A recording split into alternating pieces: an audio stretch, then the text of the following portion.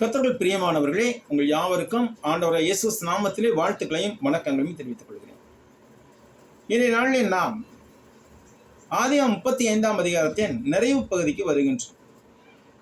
இந்த காரியங்கள் யாவும் கிமு 1903ஆம் ஆண்டு நடைபெற்றது. முதலாவதாக யாக்கோபு இதிலே மனதிரும்பினான், தன் குடும்பத்தையும் சரியான முறையில் வழிநடத்த தொடங்கினான். இரண்டாவது, யாக்கோபு பெத்தேலில் வந்து தேவனை தொழுது கொண்டான். மூன்றாவது, யாக்கோபுக்கு தேவனின் தரிசனமும் வாக்குத்தத்தமும் கிடைத்தது. நான்காவதாக, பென்யமீன் பிறந்தான், ராகேல் இறந்தாள். இப்பொழுது நாம் ரூபனின் பாவமும் யாக்கோபின் மகன்களின் பட்டியலும் என்ற உட்பிரிவிலை தொடங்குகின்றோம். இங்கே ரூபனின் பாவமும் யாக்கோபின் மகன்களின் பட்டியலும் என்பதில் 21-26 வசனம். வேதாகமம் ஒரு யதார்த்தமான புத்தகம் மற்றும் இது உண்மைகளை மறைக்காமல் உரைக்கும் புத்தகம் என்பதற்கு இது போன்ற நிகழ்வுகளின் குறிப்புகள் மிகச்சிறந்த எடுத்துக்காட்டுகளாக உள்ளன. இங்கு நாம் வாசிப்பதாவது 21-22 வசனங்களை இவ்வாறு வாசிக்கின்றோம். இஸ்ரவேல் பிரயாணம் பண்ணி ஏதேர் என்கிற கோபுரத்திற்கு அப்புறத்தில் கூடாரம் போட்டான். இஸ்ரவேல் அந்த தேசத்தில் தங்கி குடியிருக்கும் போது ரூபன் போய் தன் தகப்பனை மறுமனையாட்டியாகி பில்காலோடே சயனித்தான். அதை இஸ்ரவேல் கேள்விப்பட்டான். இங்கு ஒரு மகன் தன் தகப்பனின் மறுமனையாட்டியோடே, அதாவது சித்தியோடே தகாததை நடப்பித்ததை பற்றி நாம் வாசிக்கின்றோம். இது போன்ற பாவங்களை தேவன் ஒரு குறிப்பிட்ட காலம் வரையில் சகித்துக் கொண்டிருந்தார்.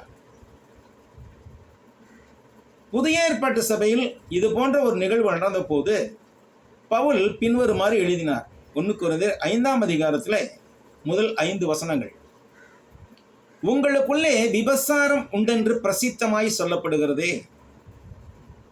ஒருவன் தன் தகப்பனை மனைவியை வைத்துக் கொண்டிருக்கிறானே, அது அஞ்ஞானிகளுக்குள்ளும் சொல்லப்படாத விபசாரமாய் இருக்கிறதே. இப்படிப்பட்ட காரியம் செய்தவனை நீங்கள் உங்களை விட்டு நீக்காமலும் துக்கப்படாமலும் இருமாப்பு அடைந்திருக்கிறீர்கள்.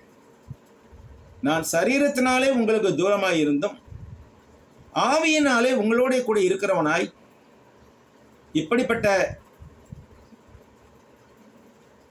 இப்படி செய்தவனை குறித்து நான் கூட இருக்கிறது போல நீங்களும் என்னுடைய ஆவியும் நமது கர்த்தராகிய இயேசுவின் அதிகாரத்தோட கூடி வந்திருக்கையில், அப்படிப்பட்டவனுடைய ஆவி கர்த்தராகிய இயேசு கிறிஸ்துவின் நாளிலே ரட்சிக்கப்படும்படி மாமிசத்தின் அழிவுக்காக நம்முடைய கர்த்தராகிய இயேசு கிறிஸ்துவின் நாமத்தினாலே அவனை சாத்தானுக்கு ஒப்பு கொடுக்க வேண்டும் என்று தீர்ப்பு செய்கிறேன்.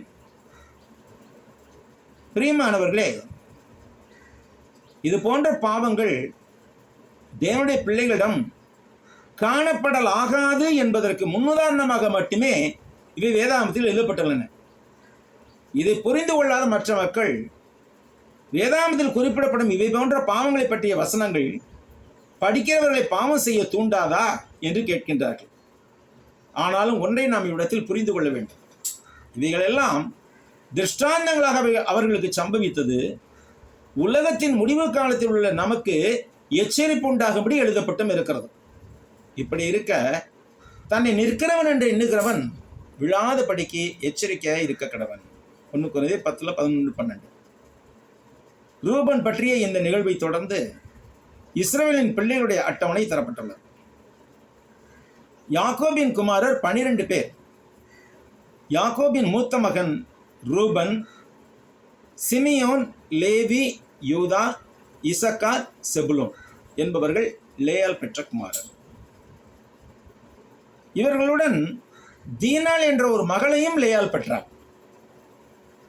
பாருங்க, வெறுக்கப்பட்டவரிடத்தில் தான் இஸ்ரவேல் கோத்திரத்தில் பாதி முற்பிதாக்கள் பிறந்தார்கள், 6 பேர். அடுத்து யோசேப்பு, பென்யமீன் என்பவர்கள் ராகேல் பெற்ற குமாரர். தான், நப்தலி என்பவர்கள் ராகேலுடைய பணிவிடைக்காரியான பில்கால் பெற்ற குமாரர். காத், ஆசேர் என்பவர்கள் லேயாளின் பணிவிடைக்காரியாகிய சில்பால் பெற்ற குமாரர். இவர்களே யாக்கோபுக்கு பதான் அராமிலே பிறந்த குமாரன். அடுத்ததாக யாக்கோபு திரும்பி வருதலும் ஈசாக்கின் மரணமும். இந்த நிகழ்வுகளுக்கு பின்பு யாக்கோபு தன் தகப்பனாகிய ஈசாக்கிடம் திரும்பி வந்தான். ஈசாக்கு முதிர்வயதானதாலும் ஒருவேளை தன் கடைசி நாட்களில் தன் பிள்ளைகளும் தன் பேரப்பிள்ளைகளும் தன் கூட இருக்க வேண்டும் என்று விரும்பியதாலும் ஒருவேளை வந்திருக்கலாம். பின்பு யாக்கோபு அர்பாவின் ஊராகிய மம்ரேக்கு தன் தகப்பனாகிய ஈசாக்கினிடத்தில் வந்தான். அது ஆபிரகாமும் ஈசாக்கும் தங்கியிருந்த எபிரோன் என்னும் ஊர். ஈசாக்கு விருத்தாப்பியமும் பூரண ஆயுசும் உள்ளவனாகி 180 வருஷம் ஜீவித்திருந்து பிராணன் போய் தன் ஜனத்தாரோட சேர்க்கப்பட்டான். அவன் குமாரராகிய ஏசாவும் யாக்கோபுவும் அவனை அடக்கம் பண்ணினார்கள். ஆக இந்த அதிகாரத்தில் நாம் பார்க்கின்ற போது முதல் 5 வசனங்களிலே யாக்கோபு மனம் திரும்புகிறார், தன்னுடைய குடும்பத்தையும் தேவனுக்கு ஏற்ப வழி நடத்துகிறார். அடுத்த 2வது 6 முதல் 8 வரை உள்ள வசனங்களிலே யாக்கோபு பெத்தேலில், அதற்கு முற்பெயர் லூஸ், பெத்தேலில் தன் தேவனை தொழுது கொள்கிறார். பிறகு 9ஆம் வசனத்து 15ஆம் வசனம் வரை யாக்கோபுக்கு தேவனின் தரிசனமும் வாக்குத்தத்தமும் கிடைத்தது.